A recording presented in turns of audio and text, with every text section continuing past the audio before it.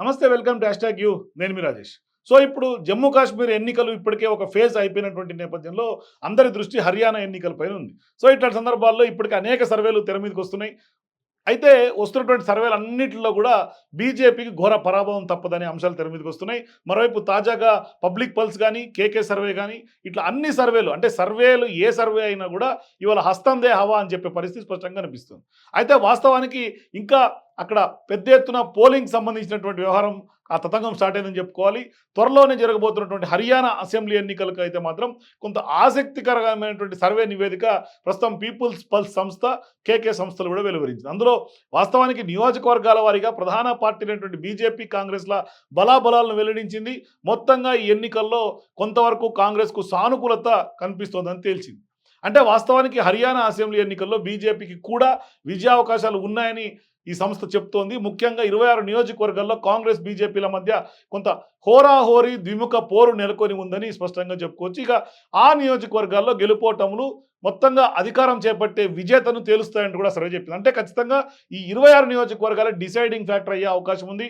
మరి హర్యానాలో మొత్తం 90 అసెంబ్లీ స్థానాలు ఉన్నాయి. మెజారిటీ మార్క్ 46గా కనిపిస్తుంది. కనీసం 46 సీట్లలో విజయం సాధించినటువంటి పార్టీ ఖచ్చితంగా ఆ కూటమి అధికారం చేపడుతుంది. అంటే సెప్టెంబర్ 20 నాటికి రాష్ట్రంలో నెలకొని ఉన్నటువంటి రాజకీయ పరిస్థితులు పరిగణలో తీసుకొని ఈ ఎన్నికల్లో గెలుపోటములు, అట్లాగే అక్కడ ఉన్నటువంటి అవకాశాలపైన పీపుల్స్ పల్స్ కొంత రిపోర్ట్ విడుదల చేసింది. కొంత ఆసక్తికరమైనటువంటి అంచనాలను కూడా వెలువరించింది. మొత్తం 90 అసెంబ్లీ సీట్లకు గాను 35 సీట్లలో కాంగ్రెస్ వైపు మొగ్గు కనిపిస్తుందని, 23 సీట్లలో బీజేపీ అత్యధికంగా కనిపిస్తుందని ఈ సర్వే తేల్చింది. అంటే దాదాపుగా 10 సీట్లకు పైగానే, అంటే 35 సీట్లు వీళ్ళు కాంగ్రెస్కి, 23 సీట్లు బీజేపీ, అంటే బాగా వ్యత్యాసం స్పష్టంగా కనిపిస్తుంది. మరోవైపు స్వతంత్రులు కూడా 3 స్థానాల్లో, అట్లాగే ఐఎన్ఎల్టీ, బీఎస్పీ కూటమి కూడా మరో 3 సీట్లలో విజయం సాధించవచ్చంటూ కూడా అంచనా చెప్తోంది.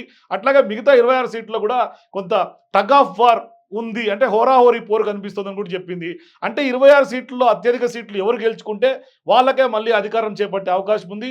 మరి ఖచ్చితంగా ఈ సీట్లలో బీజేపీ అధికారం వస్తుందా, అంటే బీజేపీ ఎక్కువ శాతం స్కోర్ చేస్తుందా ఆ సీట్లలో, లేదంటే కాంగ్రెస్సా? ఎందుకంటే ఈసారి 10 ఏళ్ల తర్వాత మళ్ళీ అధికారంలోకి వస్తోంది కాంగ్రెస్ పార్టీ అని పీపుల్స్ పల్స్ చెప్తోంది. మరి హర్యానా అసెంబ్లీ ఎన్నికలకు సంబంధించినటువంటి బీజేపీ కూడా జాతీయ అధ్యక్షుడు నడ్డా గురువారం పార్టీ మేనిఫెస్టోను కూడా విడుదల చేశారు. ఓవైపు కాంగ్రెస్ పార్టీ కూడా మేనిఫెస్టో విడుదల చేసింది. మరి పార్టీ మేనిఫెస్టో కొంత సీరియస్ డాక్యుమెంట్ అని, బీజేపీ ఎప్పుడు తన వాగ్దానాలని నెరవేర్చిందని, ఎన్నికల సమయంలో హామీ ఇవ్వని వాటిని కూడా అమలు చేసిందని కూడా నడ్డా చాలా కాన్ఫిడెన్స్గా ఉన్నారు. మరి బీజేపీ నాయకత్వంలో హర్యానా మారుతుందని కూడా ఆయన హామీ ఇస్తున్నారు. మరి 2014లో రాష్ట్ర తలసరి ఆదాయం 1.37 లక్షలు ఉండగా ఇప్పుడు 3 లక్షలకు పెరిగిందని కూడా ఆయన చెప్పుకుంటూ వస్తాం. మరోవైపు హర్యానా ఎన్నికల్లో కొంత లాడో లక్ష్మి యోజన కింద మహిళలకు నెలకు 2100, అట్లాగే హర్ఘర్ గృహిణి యోజన కింద 500కే కొంత గ్యాస్ సిలిండర్లు ఇస్తామని కూడా మేనిఫెస్టోలో హామీ ఇచ్చింది. ఇక ఓబీసీ, ఎస్సీ వర్గాలకు చెందినటువంటి హర్యానా విద్యార్థులకు దేశంలోనే ఏదైనా ప్రభుత్వ మెడికల్ లేదంటే కనుక ఇంజనీరింగ్ కళాశాలలో చదువుకోవడానికి ఉపకార వేతనాలు కూడా ఇస్తామంటూ కూడా బీజేపీ హామీ ఇస్తుంది. అయితే హర్యానాకు చెందినటువంటి ప్రతి అగ్నివీర్కి కూడా గ్యారంటీ ప్రభుత్వ ఉద్యోగం లభిస్తుందంటూ కూడా చెప్తున్నారు. మరి హర్యానా అసెంబ్లీ ఎన్నికల పోలింగ్ తేదీని ఎన్నికల సంఘం అక్టోబర్ 5న తేదీకి వాయిదా వేసింది. వాస్తవానికి అక్టోబర్ 1న పోలింగ్ జరగాల్సి ఉంది. అయితే హర్యానా రాష్ట్రంలో రైతులు, మహిళలు, యువకులు ఇట్లా 7 ప్రధాన హామీలను కాంగ్రెస్ ఇచ్చింది. మరి మహిళలు, వితంతువులు, వృద్ధులకు కూడా 6000 పెన్షన్, కనీస మద్దతు ధర ఎంఎస్పీ చట్టం కింద ఇస్తామంటున్నారు. అట్లాగే కుల సర్వే, అట్లాగే పాత పెన్షన్ పథకం పునరుద్ధరణ మొదలైనటువంటి అన్ని అంశాలతో హర్యానాలో కాంగ్రెస్ పార్టీ కూడా మేనిఫెస్టో విడుదల చేసింది. దీంతో ఇవాళ పబ్లిక్ ఏదైతే ఒపీనియన్ ఉందో ఖచ్చితంగా పబ్లిక్ పల్స్ సర్వే అయితే మాత్రం స్పష్టంగా కాంగ్రెస్కే మొగ్గు కనిపిస్తోంది. మరి ఇక మరోవైపు ఏపీలో ఏదైతే కొంత షాకింగ్ ఫలితాలను వెల్లడించినటువంటి, ముందే ఊహించినటువంటి కేకే సర్వే అప్పటి నుంచి కొంత సంచలనంగా మారింది. ఇప్పుడు ఆ సర్వే సంస్థ కూడా కీలక ప్రకటన చేసింది. త్వరలో జరగబోతున్నటువంటి హర్యానా ఎన్నికలపైన కీలక సర్వే రిపోర్ట్ను విడుదల చేసింది. మరి ఈ ఎన్నికల్లో వాళ్ళ ప్రకారం బీజేపీకి ఘోర పరాజయం తప్పదంటూ కూడా స్పష్టంగా చెప్తున్నారు. అంతేకాదు బీజేపీ పరిస్థితిపై కేకే సంచలన విషయాలు కూడా పేర్కొంది. బీజేపీ మునిగిపోయే టైటానిక్ పడవ అంటూ కూడా కేకే సర్వే అధినేతగా ఉన్నటువంటి కొండేటి కిరణ్ నొక్కి మరీ ఒక్కనిస్తారు. అంటే బీజేపీ పరిస్థితిపై కేకే సంచలన కామెంట్స్ అని చెప్పుకోవాలి. మరి హర్యానాలో త్వరలో జరగబోతున్నటువంటి ఎన్నికల్లో బీజేపీ ఓటమి ఖాయంగా కనిపిస్తోంది.